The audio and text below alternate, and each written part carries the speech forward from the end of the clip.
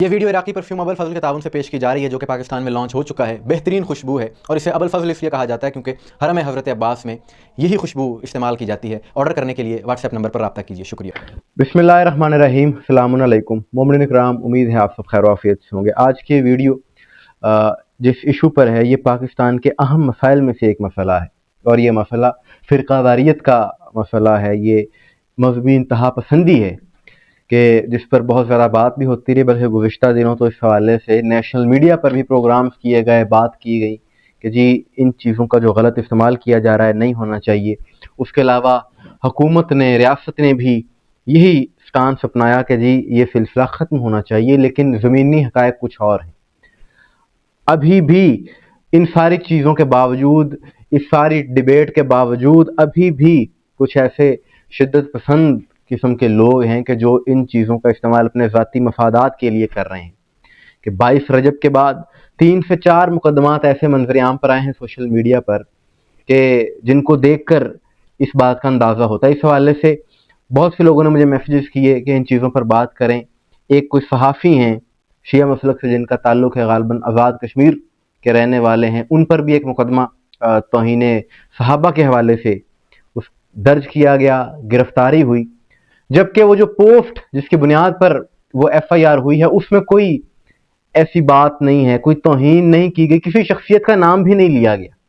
یعنی آپ غور کیجئے، کسی شخصیت کا نام نہیں ہے۔ یہ کہا ہے کہ جی اہل بیت کے منکروں کو ہم نہیں مانتے، اور 22 رجب انہوں کی نیاز، یہ ہماری اپنی خوشی ہے، اس کا کسی سے کوئی تعلق نہیں ہے۔ یہ گفتگو ہے، کسی کا نام نہیں، اس کے باوجود ایف آئی آر درج ہوئی اور سنا ہے کہ ان کو گرفتار بھی کیا گیا۔ اور بھی کچھ اس طرح کے مقدمات ہیں۔ بات یہ ہے کہ کئی بار شیعہ علماء یہ بات واضح کر چکے ہیں کہ کوئی بھی شخص صحابہ کی توہین کا قائل نہیں ہے، نعوذ باللہ۔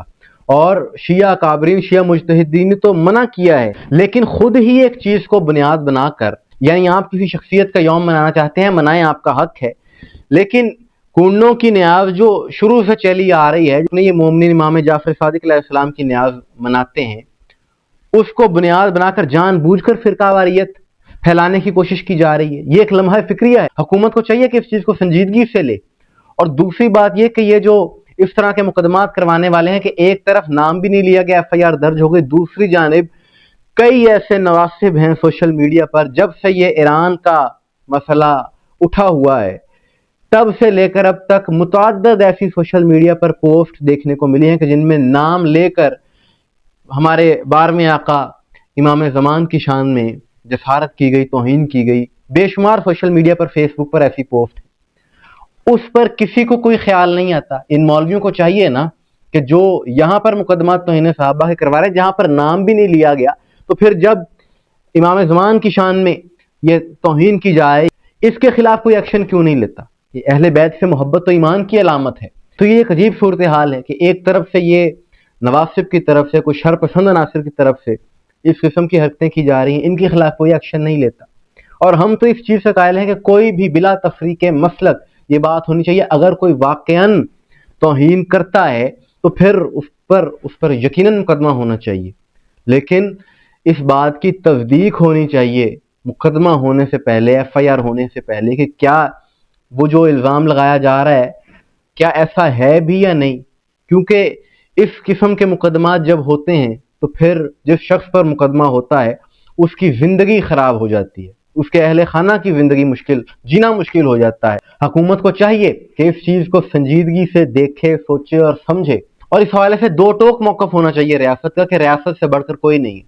کوئی مولوی ریاست پر دباؤ نہیں ڈال سکتے، اور اس طرح کے جو مقدمات ہوتے ہیں، یہ جو شروع میں نے بیان کیا، اس میں زیادہ تر یہی ہوتا ہے کہ ایک جگہ پر مولوی جتھے کی شکل میں جاتے ہیں اور انتظامیہ پر دباؤ ڈال کر مقدمہ کروا دیتے ہیں۔ کیونکہ یہاں پر تو یہ چیزیں بھی منظر عام پر آ چکی ہیں، یہ ریکارڈ کا حصہ ہیں کہ دشمنان اہل بیت، جو قاتلان امام حسین، ان کو برا کہنے پر بھی ایف آئی آر درج کروائی گئی کچھ مولویوں کی جانب سے۔ یزیدی لشکر کے سپاہ سالار عمر ابن سعد کو برا کہنے پر ایف آئی آر درج کروائی گئی تھی 2 سال پہلے۔ تو بات یہ ہے کہ ایسے عناصر در حقیقت فرقہ واریت کو ہوا دینے والے ہیں، اور مسلکی تعصب ان کے ذہنوں میں ہے، جس بنیاد پر یہ اس قسم کی حرکتیں کرتے ہیں۔ ہماری یہی گزارش ہے حکومت سے، ریاست سے، انتظامیہ کہ پہلے تحقیق کی جائے، بعد میں کوئی کارروائی کی جائے، اور اگر واقعی ثابت ہوتا ہے کہ کسی شخصیت کی واقعاً توہین ہے تو اس کے خلاف ایکشن ہونا چاہیے۔ ایسا نہیں ہے کہ کسی کے کہنے پر بے بنیاد الزام کے بنیاد پر آپ کوئی ایکشن لیں جس کی وجہ سے کسی شخص کے لیے بھی پاکستانی کے لیے مسائل پیدا ہو سکیں۔ مومنین کرام، آپ کی اس حوالے سے کیا رائے ہے کمنٹ میں ضرور بتائیے گا۔ مجھے دعا میں یاد رکھیے گا۔ السلام علیکم ورحمۃ اللہ۔